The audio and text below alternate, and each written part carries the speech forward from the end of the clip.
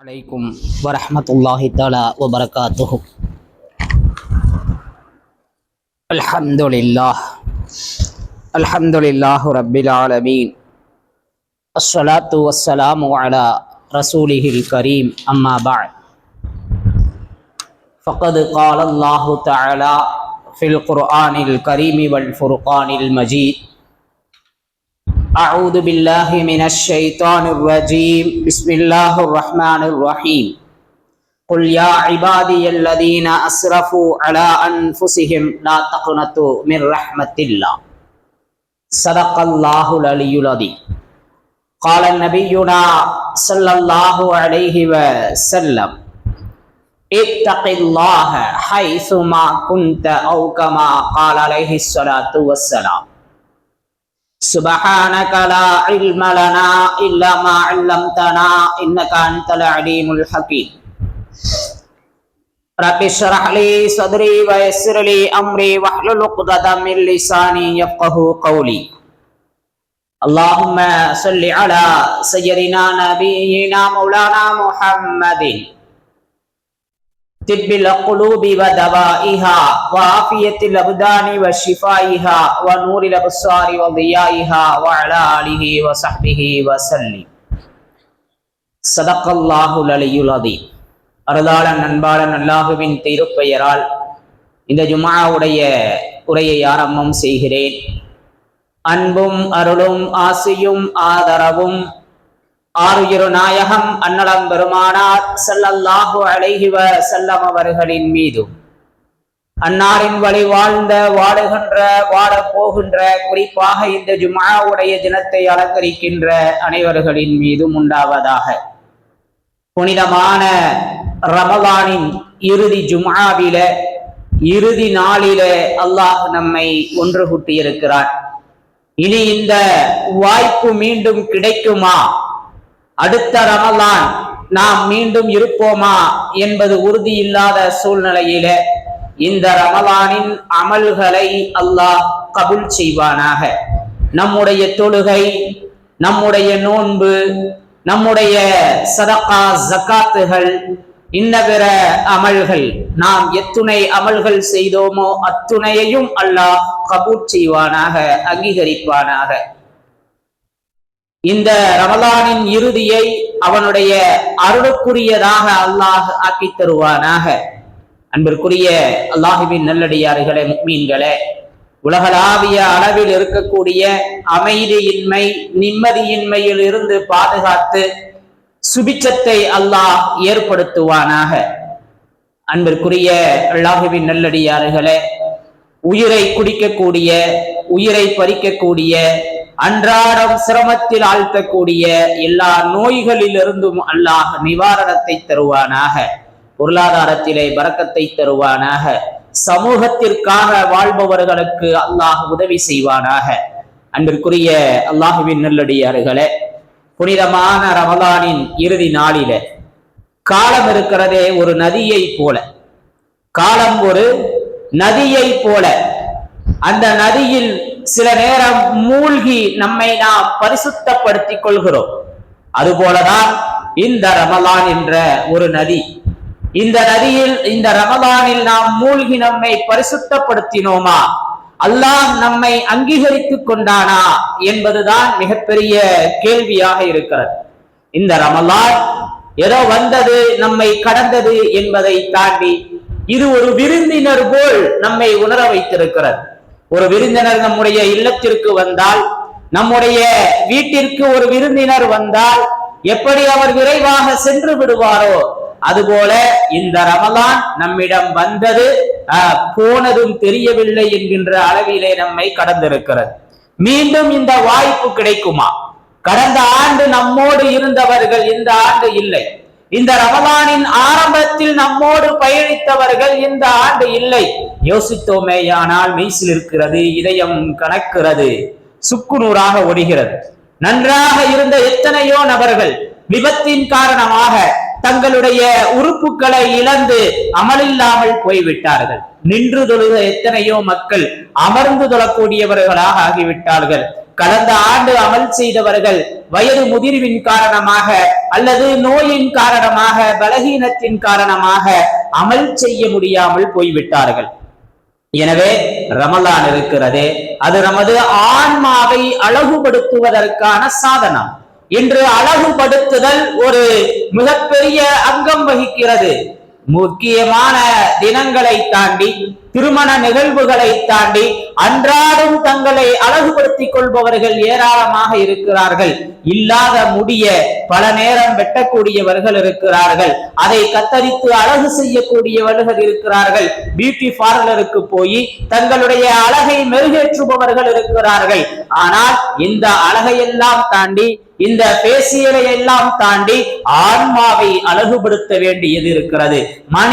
மனிதனாக வாழ்வதற்கு, மனிதன் ஒரு சுபிட்சமானவனாக வாழ்வதற்கு, மனிதநேய பண்புள்ளவனாக வாழ்வதற்கு இந்த ரமலான் நம்முடைய ஆன்மாவை அழகுபடுத்தும் மாபெரும் பயிற்சி கூடம். நம்முடைய ஆன்மாவை நாம் அழகுபடுத்தினோமா?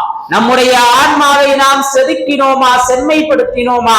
பிறர் விரும்பும் வகையில் நாம் அதை ஆக்கிக் கொண்டோமா என்பதுதான் மிகப்பெரிய கேள்வி. அன்பிற்குரியவர்களே, அடுத்த ரமலானை நாம் அடைவோமா? யாராவது உறுதியாக சொல்ல முடியுமா, நான் அடுத்த ரமலானில் இருப்பேன், எனவே நான் அப்பொழுது அமல் செய்து கொள்கிறேன் என்று? அன்பிற்குரியவர்களே, இந்த ரமலானில் நம்முடைய தௌபாக்கள் அங்கீகரிக்கப்பட்டதா? நம்மளுடைய பாவ மன்னிப்புக்கு பரிகாரம் கிடைத்ததா?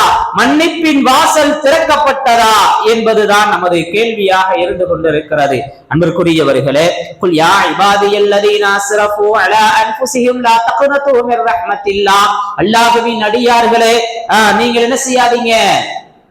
சோர்வடையாதீங்க, நீங்கள் நிர்கதை அடையாதீர்கள், அல்லாஹுடைய ரஹ்மத்தின் மீது ஆதரவு வையுங்கள் என்று அல்லாஹ் சொல்லுவான். அந்த அடிப்படையில நம்மளுடைய தௌபாக்கள் அங்கீகரிக்கப்பட்டிருக்கும் சொல்லி அல்லாஹுவினுடைய விசாலத்தை முன்வைத்து, அல்லாஹுவினுடைய கிருபையை முன்வைத்து, அவனுடைய ரிலாவை முன்வைத்து நாம் ஆதரவு வைக்கிறோம். இறைவா, எங்களுடைய இந்த ரமலான் அங்கீகரிக்கப்பட்டதாக இருக்க வேண்டும், நாங்கள் கேட்ட துஆக்கள் கபூலியத்தானதாக இருக்க வேண்டும், எங்களுடைய பாவங்களுக்கு இது பரிகாரமாக அமைய வேண்டும் என்று அல்லாஹுவினுடைய அந்த ரஹ்மத்தின் மீது நாம் ஆதரவு வைப்போம். அன்பிற்குரியவர்களே, வாழ்க்கை இருக்கிறதே நீர்க்குமுளி போல. நீர்க்குமுளி எப்ப அது தன்னை அழித்துக் கொள்ளும் தெரியாது. நீர் பரபரதான் வந்துகிட்டு இருக்கும், அது உடனே இல்லாமல் போய்விடும். அதுபோல இந்த வாழ்க்கை நன்றாக வளர்ந்து வருவார், திடீர்னு நொடிஞ்சு போய் ஆளே இல்லாமல் போயிடுவோம்.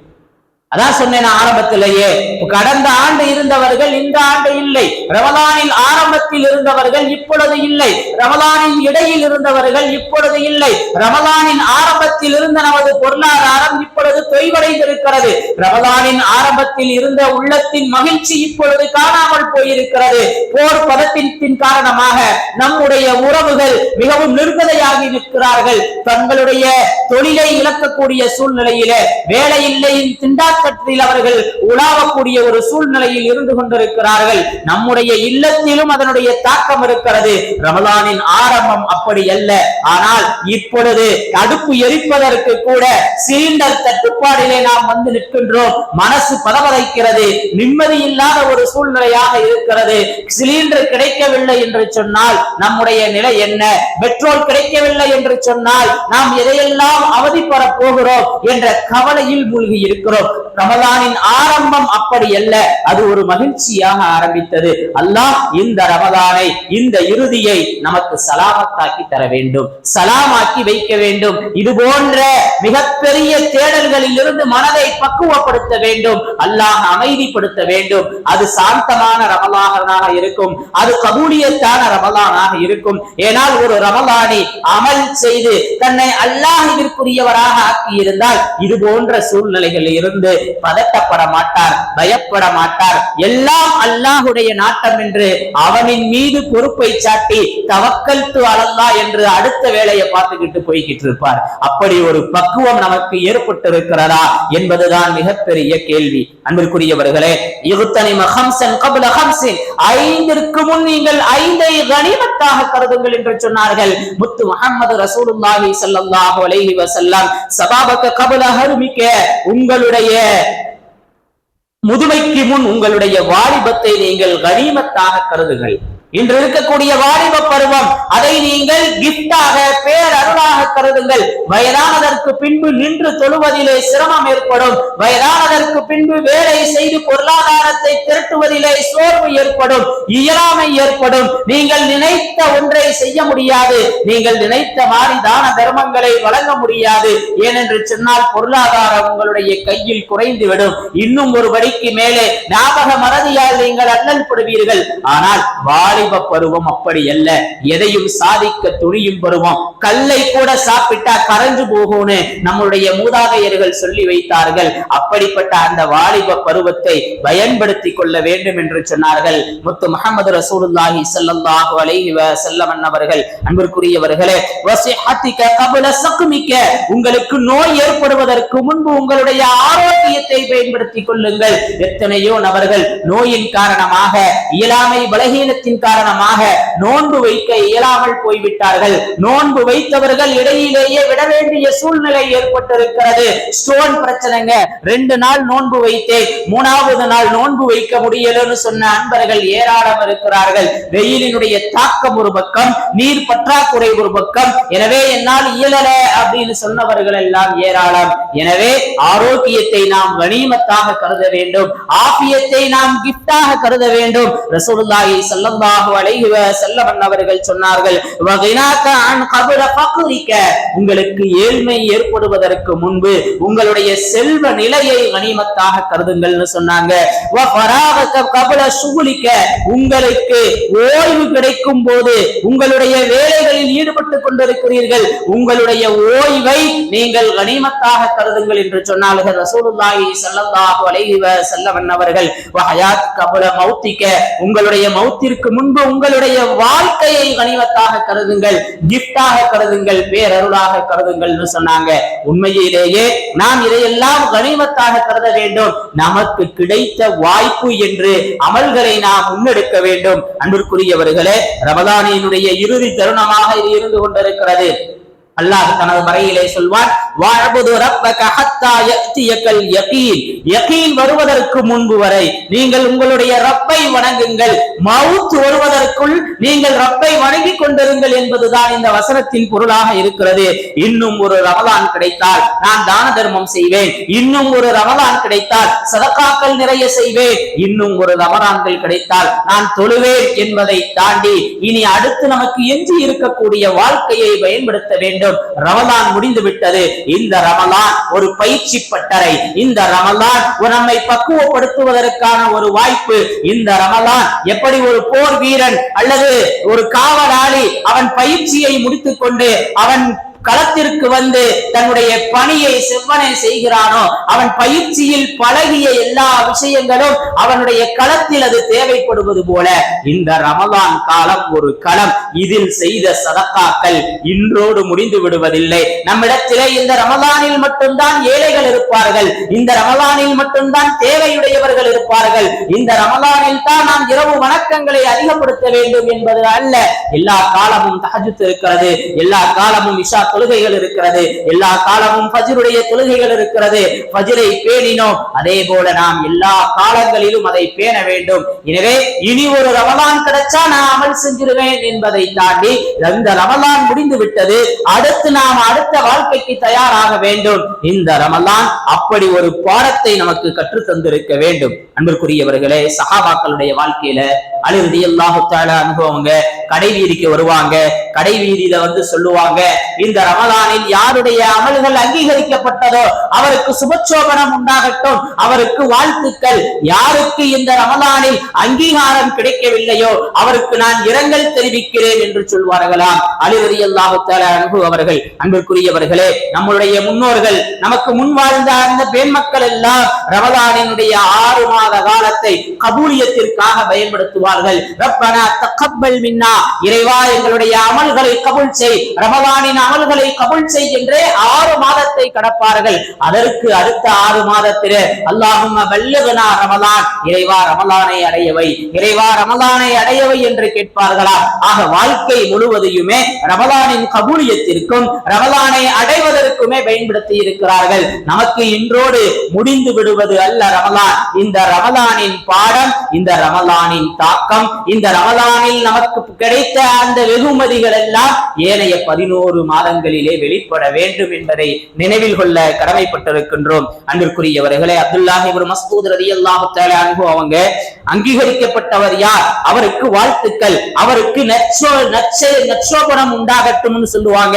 நிராகரிக்கப்பட்டவங்க யாரு, அவர்களுக்கு இரங்கல் தெரிவிக்கிறேன். அவர்களுடைய இந்த நிலை அங்கீகரிக்கப்படாமல் போறதற்கான இந்த சூழ்நிலைக்கு மாறுவதற்கு அல்லாஹ்விடத்திலே துஆ செய்கிறேன் என்று சொல்வார்களாம். உமர் இப்னு அப்துல் அஜீஸ் ரஹ்மத்துல்லாஹி அலைஹி அவர்கள் பெருநாளினுடைய பேருரையிலே சொன்னார்கள், 30 நாட்கள் நோன்பு நோற்றோம், 30 நாட்கள் இரவு வணக்கம் புரிந்தோம். எனவே இந்த 30ஓடு முடிவது அல்ல, இதையும் தாண்டி இதனுடைய தாக்கம் இருக்க வேண்டும் என்று சொன்னார்கள். அன்பிற்குரியவர்களே, ரலியல்லாஹு தஆலா அன்ஹு அவங்க பெருநாளினுடைய ஒரு நாள் உரை நிகழ்த்தும் போது அழுகின்றார்கள்.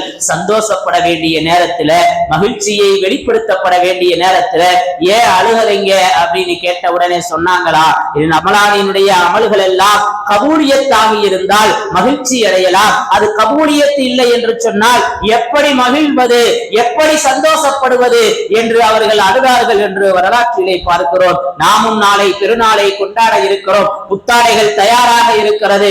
ரமலானில் நாம் அமல் செய்தோமா, ரமலானில் நாம் செய்த அமல் கபூலியத்தானதா, ரமலானில் சரியான முறையிலே ஜக்காத்தை கணக்கிட்டு கொடுத்தோமா, கொடுத்ததை அல்லாஹ் அங்கீகரித்தானா, கொடுத்தது அல்லாஹ் பயனுள்ளதாக ஆக்கி வைத்தானா என்பதுதான் நமக்கு முன்னால் இருக்கக்கூடிய மிக பெரும் கேள்விகள். அன்பிற்குரியவர்களே, ரமலான் நிறைய பாடங்களை நமக்கு கற்றுத் தந்திருக்கிறது. ரமலான் நம் வாழ்க்கையின் வாழ்வியல் பாடங்களாக நிறைய விஷயங்களை கற்றுத் தந்திருக்கிறது. கிடைப்பதையெல்லாம் சாப்பிடுவது என்ற ஒரு கூட்டம் இருக்கிறது. எந்த நேரமும் இல்ல, நைட்டு 12 மணிக்கு, நைட்டு 1 மணிக்கு மிட் நைட் பிரியாணின்னு சாப்பிடக்கூடியவங்க எல்லாம் இருக்கிறாங்க. இரவுல ஹெவியான உணவுகளை சாப்பிடாதீங்க, உடலுக்கு அது ஆரோக்கியம் இல்லை என்ற ஒரு கருத்து பரவலாக சொல்லப்பட்டாலும் மிட் நைட் பிரியாணியை சாப்பிடுவதிலே இன்பம் காண்கிறது இந்த சமூகம். அல்லாஹ் சுப்ஹானஹு வ தஆலா சமூகத்தை பாதுகாக்க வேண்டும். இந்த ரமலான் நமக்கு உணவு கட்டுப்பாட்டை கற்றுத் தந்தது. பசிக்கும், வெயிலடிக்கும், சாதாரண காலங்கள்ல பல ஜூஸ்களை குடிச்சிருவோம், பல குளிர்பானங்களை அருந்தி இருப்போம். ஆனால் இந்த ரமலானில் அதையெல்லாம் தவிர்த்திருந்தோம். நமக்கு உணவு கட்டுப்பாட்டை சொல்லித் தந்தது இந்த ரமலான். ஏனைய காலங்களிலும் உணவு கட்டுப்பாடு தேவை. கிடைத்த உணவுகளை எல்லாம், கிடைத்த கலரான உணவுகளை எல்லாம் சாப்பிடக்கூடாது. உடலுக்கு எது ஆரோக்கியமோ அந்த உணவுகளைத்தான் சாப்பிட வேண்டும் என்ற ஒரு கட்டுப்பாட்டை, ஒரு பக்குவத்தை இந்த ரமலான் நமக்கு வாழ்வியல் பாடமாக கற்றுத் தந்திருக்கிறது. அன்பிற்குரியவர்களே, நேரம் தவறாமை, பஞ்சுவாலிட்டி, சரியான நேரத்துல எந்த வேலை இருந்தாலும் அல்லாஹு அக்பர் என்ற வார்த்தையை கேட்டவுடனே தொழுகைக்கு விரைந்து வந்தது சில சமூகம். ஃபஜ்ருடைய நேரம், காலையில் எழுந்து ஃபஜ்ருக்கு முன்பே, ஃபஜ்ர் தொழுவதற்கு கூட யோசிக்க கூடியவர்கள் ஃபஜ்ருக்கு முன்பே எழுந்து சஹருடைய உணவை சாப்பிட்டு நோன்பு வைத்து பிறகு பாங்கினுடைய நேரம் வரை தாமதித்து காத்திருந்து இகாமத்துடைய நேரத்தில் வந்து சுபஹத்தில் அந்த சமூகத்திற்கு பஞ்சுவாலிட்டியை கற்றுத் தந்திருக்கிறது. இந்த ரமலான் நமக்கு நிறைய வேலைகள் இருக்கும். இந்த வேலைகளுக்கு மத்தியில அல்லாஹுவை மறந்துவிடக் கூடாது. அந்தந்த நேரத்தில் அல்லாஹுவின் முன் நாம் நிற்க வேண்டும். அப்படி நிற்பதுதான் நமக்கு வெற்றி என்பதை இந்த ரமலான் நமக்கு கற்றுத் தந்திருக்கிறது. உடல் உறுப்புகளுக்கும் பல கட்டுப்பாடுகளை இந்த ரமலான் தந்திருக்கிறது. பல நேரங்களிலே பல விஷயங்கள் நமக்கு சுகமாக இருக்கும், ஆனால் அதையெல்லாம் வேணாம் என்று தூக்கி எறிந்து உடல் உறுப்புகளை கட்டுப்படுத்தி வைத்திருந்தோம். நான் நோன்பாளி, தேவையில்லாததை பேச மாட்டேன், நோன்பு வைத்திருக்கிறேன், தீய ஆபாசமான பாடல்களை நான் கேட்க மாட்டேன் என்று நமது காதை நாம் பக்குவப்படுத்தி இருந்தோம். நோன்பாளியாக இருப்பதின் காரணமாக செல்போன்ல மற்ற விஷயங்கள்ல வீணானதை பார்க்க கூடாது என்று கண்ணுக்கு கட்டுப்பாடு வைத்திருந்தோம். இப்படி உடல்கள் உறுப்புகளுக்கு பல கட்டுப்பாட்டை இந்த ரமலான் கற்றுத் தந்திருக்கிறது. இன்று நாம் எடுக்க வேண்டிய மிக முக்கிய முடிவு, இதே கட்டுப்பாட்டோடு புனிதனாக நான் வாழ வேண்டும், மனிதனின் பேர் அருளாக நாம் வாழ வேண்டும் என்பதைத்தான். எனவே பாவங்களை தவிர்க்க வேண்டும். உடல் உறுப்புகள் எப்படி பக்குவப்பட்டு இருந்தது, இருந்ததோ ஏனைய காலங்களிலும் நம் உடல் உறுப்புகள் கட்டுப்பாடோடு இருக்க வேண்டும். அன்பிற்குரியவர்களே, நாவடக்கம் மிக முக்கியமாக இருந்தது. அஸ்ஸௌமு ஜுன்னா அப்படின்னு சொன்னாங்க ரசூலுல்லாஹி ஸல்லல்லாஹு அலைஹி வஸல்லம். நோன்பு கேடயம் நாங்க அதை அப்படியே நிரூபித்தது நாவு. யாரிடத்திலும் சண்டை செய்யறது இல்ல. ரமலான்ல எதுக்கு பொய்ய பேசிக்கிட்டு அளவு நிறைவேல மோசம் பண்ணிக்கிட்டு வியாபாரத்தை கூட கொஞ்சம் குறைச்சிருவோம்னு சொல்லி இருந்தவர்கள் எல்லாம் ஏராளம். எனவே நாவடக்கத்தை இந்த ரமலான் கற்றுத் தந்திருக்கிறது. நோன்பு ஒரு கேடயம், நம்மை அது பாதுகாத்து இருக்கிறது. அதே மாதிரி வாரி வழங்கும் தன்மையை இந்த ரமலான் நமக்கு தந்தது. வாரி வழங்கும் வள்ளல்களாக, வாரி வேந்தர்களாக நாம் வாழ்ந்திருக்கிறோம். தங்களால் ஆன சிறிய சிறிய உதவிகளை கூட நாம் செய்திருக்கிறோம். ஆக நமக்கு அல்லாஹ் என்ன வாய்ப்பு கொடுத்தானோ அதை நாம் பயன்படுத்தி இருக்கிறோம்.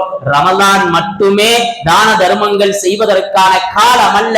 இந்த இரக்கத்தன்மை, இந்த இறை உணர்வு ஏனைய காலங்களில் இருக்க வேண்டும். அல்லாஹ் 12 மாதங்களும் ஒவ்வொரு நொடி கூட இல்லாமல் நமக்கு அல்லாஹ் ரிசுக்கு வழங்கி கொண்டிருக்கிறார். அவனுடைய பேரருளில் இருந்து தேவையுடையவர்களுக்கு தேவையின் சூழ்நிலையை கருதி உதவ வேண்டும் என்பதைத்தான் இந்த ரமலான் கற்றுத் தந்திருக்கிறது.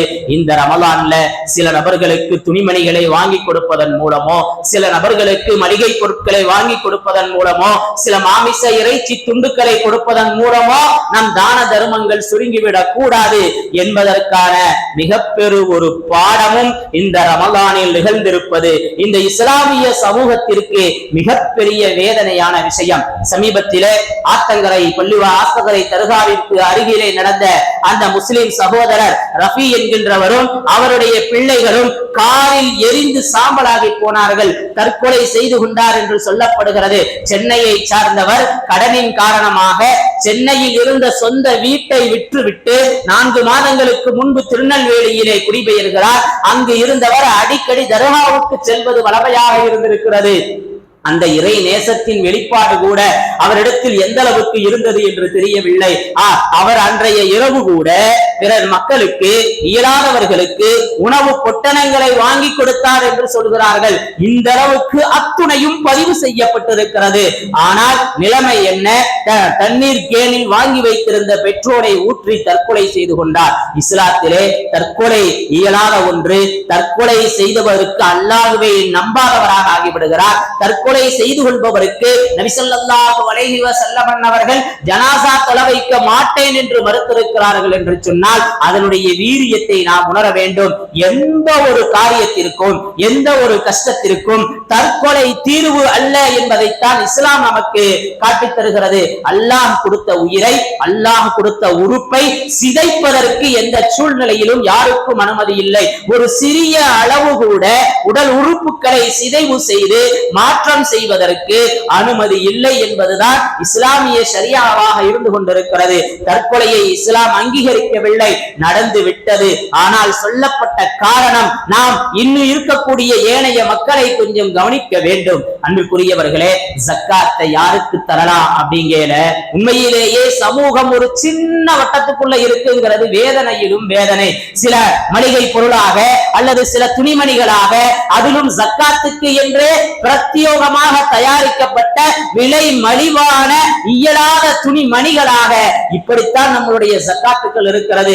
ஜக்காத்தை கொடுக்கிற லிஸ்ட்ல 8 நபர்ல வல்ல காரிமீன ஃபீ சபீலில்லாஹ், கடனாளியும் அடங்குகிறார். வெளியில தெரியாது, வாய் திறந்து கேட்க மாட்டார்கள், கண்ணியமாக வாழ்ந்து கொண்டிருப்பார்கள், கடனில் சிக்கி சின்னாவண்ணப்பட்டு கொண்டிருப்பார்கள். எத்தனையோ சகோதரர்கள் அடிக்கடி கேட்கிறார்கள், வட்டியில்லா கடன் கிடைக்குமா? வட்டியில் மூழ்கி இருக்கிறேன், 2 லட்சம் இருந்தால் என்னுடைய கடனை நான் நிவர்த்தி செய்து விடுவேன், ஏதாவது கிடைக்குமான்னு கேட்டவங்க இன்னும் கண் முன்னால் இருக்கிறார்கள். ஆனால் இவர்களுக்கெல்லாம் பதில் சொல்ல முடியாத ஒரு தற்குறியாகத்தான் நாம் வாழ்ந்து கொண்டிருக்கிறோம். நான் வாழ்ந்து கொண்டிருக்கிறேன் என்பதை உங்களிடத்திலே பதிவு செய்வதிலே வேதனைப்படுகிறேன். இப்படியாக கடனாளியாக இருப்பார்கள், ஆனால் அவர்கள் வெளியில் தெரியாமல் இருப்பார்கள். அது போன்றவர்களை அறிந்து சில நபருக்கு அவர் கேட்கிறாருன்னு சொன்னா கூட இன்னொருத்தர் வந்து சொல்லுவாரு, ஏங்க நீங்க வேற அவருக்கு போய் கொடுக்கறீங்க, அவர் ஜம்முன்னு இருக்கிறாரு, அவருக்கு போய் கொடுக்கணுங்கிறேன். ஆனா அவர் கஷ்டத்தை நம்மள்கிட்ட புலம்பி இருப்பாரு. ஆனா சொன்னா மக்கள் ஏற்றுக்கொள்ள மாட்டார்கள்.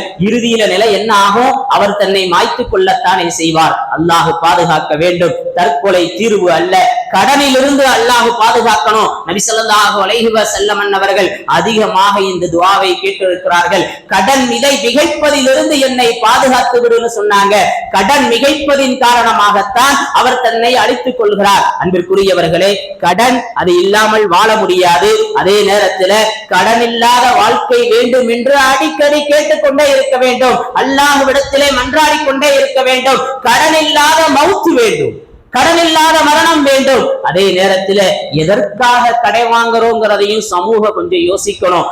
ஆடம்பரத்திற்காக வீடு வேணும் தான், அது சுமார்ட்டா இருக்கணும்னு நினைக்கிறது ஆடம்பரம். எனவே தன் குடியிருப்பதற்கான வீடு, மழையிலும் வெயிலிலும் காப்பதற்கான ஒரு இல்லம், அதை ரொம்ப முன்னேற்றமாக செய்ய வேணும்னு கடன் வாங்கினா இவர் தன்னை படு பாதாளத்திலே தள்ளிக் கொள்கிறார். அவர் இந்த கடன் மிகப்பெரிய சோதனையாக அவருக்கு ஆகிவிடும் என்பதில் எந்த சந்தேகமும் இல்லை. இப்படி நாம் யோசித்துக் கொண்டே இருக்கலாம். இன்று கூட ஒரு நடிகரை ஒரு பேட்டி எடுத்தாங்க. அந்த வீடியோ கண்ணுல வந்துச்சு. அவர்கிட்ட கேட்கிறாங்க, 10 ரூபாய் அவருக்கு வருமானம். இவர் என்ன செய்யறாரு, நான் ஒரு கார் வாங்கணும்னு நினைக்கிறார். 10 ரூபாய் தான் இவருக்கு வருமானம் வருது. கார் வாங்கணும்னு நினைக்கிறாரு. இவர் கார் வாங்குறது மாபெரும் மடமை. ஏன்னா அதை கட்டுவதற்கான எந்த ஒரு பின்புலமும் இல்லாமல் இவர் கார் வாங்கி பந்தாவா போனாருன்னு சொன்னா யாருக்கு பலகீனம்? இவர் ஒரு அறிவிலி, இவர் ஒரு முட்டாள் அப்படின்னு அவர் சொன்னார். அதே மாதிரி நான் ஒரு கார்ல போறேன், இந்த கார்ல போனா கண்ணியம் கிடைக்காதுங்கிறதுக்காக இதை விட உயர்ந்த காரை வாங்கி நான் கெத்தா போகணுங்கிறதுக்காக அவர் வாங்கிட்டு போறாரு. ஆனா அதை அடைப்பதற்கான எந்த ஒரு பின்புலமும் இல்லைன்னு சொன்னா இவரை விட பேரு முட்டாள் வேற யாரும் இல்லைன்னு சொன்னாங்க. எனவே கடன் வாங்குவது எதற்காக? தம்முடைய வயிற்றை பாதுகாப்பதற்கு, தம்முடைய இருப்பிடத்திற்கு, அத்தியாவசியமா தவிர்க்க முடியாம நோய் நொடிகளில் இருந்து பாதுகாக்க. அதே நேரத்தில் இன்னைக்கு இலவசமாக கொஞ்சம் தாமதமாக அரசு மருத்துவமனைகளில மருத்துவம் கிடைக்கிறது. அதை ஏற்றுக்கொள்வதற்கு தயாரா இல்ல. அங்கெல்லாம் போய் கூட இருக்கிற ஒரு பெரிய பில்டப் பார்ட்டி அவரு கொஞ்சம் சொல்லிடுவாரு. நாம போய் அரசு மருத்துவமனையில சேர்ந்தா இவரு என்னமோ சொல்லிடுவாரு, நம்மள ஒரு கீழ்த்தரமா நினைச்சிருவாங்களேங்கிறதுக்காக மல்டி ஸ்பெஷாலிட்டி ஹாஸ்பிட்டலுக்கு போய் மருத்துவம் பார்ப்பார். அல்லாஹ் பாதுகாக்கணும். கடனில் இருந்து ரொம்ப பேணுதலாக இருக்க வேண்டும். கடன் வாங்குவது இன்று விரித்து வைக்கப்பட்டிருக்கிறது. மிகப்பெரிய சூழ்ச்சியாக இருக்கிறது. போன்ல அடிக்கடி வருது, உங்களுக்கு நகைக்கடை வேணுமா? 0% எந்த வட்டியும் இல்லைங்கன்னு சொல்லுவாங்க. டெபிட் கார்டை வாங்கிக்கன்னு சொல்லுவாங்க. 40 நாளைக்கு பயன்படுத்திக்கலாம்னு சொல்லுவாங்க. இதுல எந்த சார்ஜும் இல்லைன்னு சொல்லுவாங்க. ஆனா அதுல ஒரு உடன்படிக்கை செஞ்சிருவான். 40 நாளைக்கு மேல அல்லது 30 நாளைக்கு மேல செலுத்தலன்னு சொன்னா இவ்வளவு வட்டி வந்துரும். இப்ப வட்டிக்குள்ள நாம விழுந்துருவோம். ஒரு கால் கொடுக்க முடியாமல் போய் விடுகிறது என்று சொன்னால் நாம் மௌத்தாயிருவோங்கிற நிலையில எப்படி உறுதி சொல்ல முடியும்? ஆக அன்பிற்குரியவர்களே, கடனிலே கவனம் தேவை. கடனிலே ரொம்ப பேணுதல் வேணும். ஏன் கடை வாங்குறோங்கிறத ரொம்ப யோசிக்கணும். கடன் வாங்குபவர்களுக்கு தான் தெரியும் இந்த கடன் தேவையா என்று.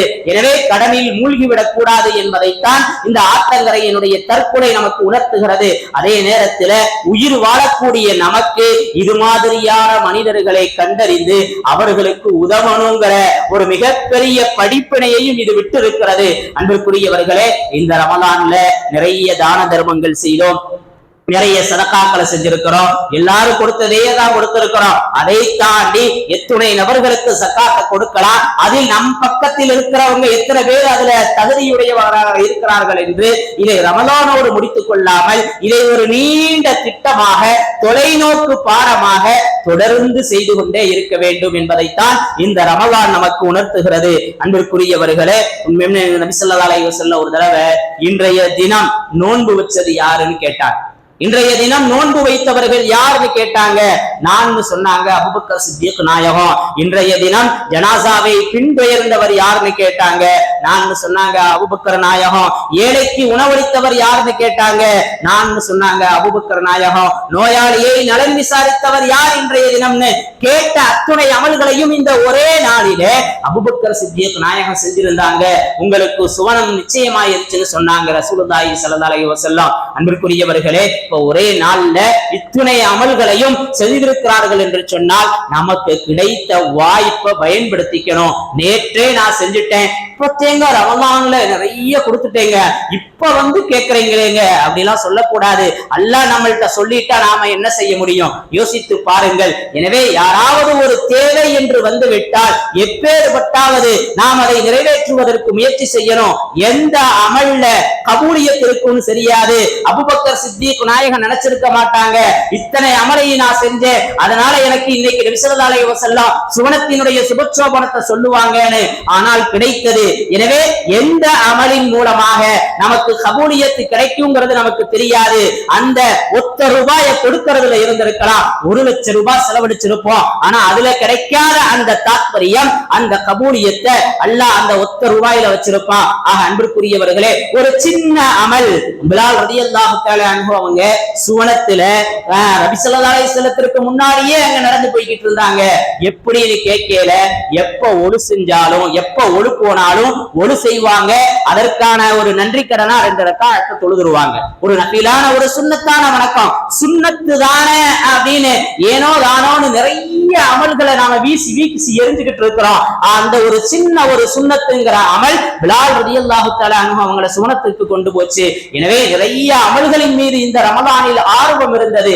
இந்த ஆர்வம் ஏனைய காலங்களிலும் இருக்க வேண்டும். அல்லாஹ் கபூல் செய்வானாக. தொடர்ந்து அமல் செய்யக்கூடிய நசீபை அல்லாஹ் தருவானாக. ரமலானினுடைய அமல்களை அல்லாஹ் கபூல் செய்வானாக. அமல்கள் செய்வதற்காக நமக்கு ஆஃபியத்தையும் ஆரோக்கியத்தையும் அல்லாஹ் பரிசளிப்பானாக. வாஹிரு தஅவானா அல்ஹம்துலில்லாஹி ரப்பில் ஆலமீன். அஸ்ஸலாமு அலைக்கும் வரஹ்மத்துல்லாஹி தஆலா வ பரகாத்துஹு.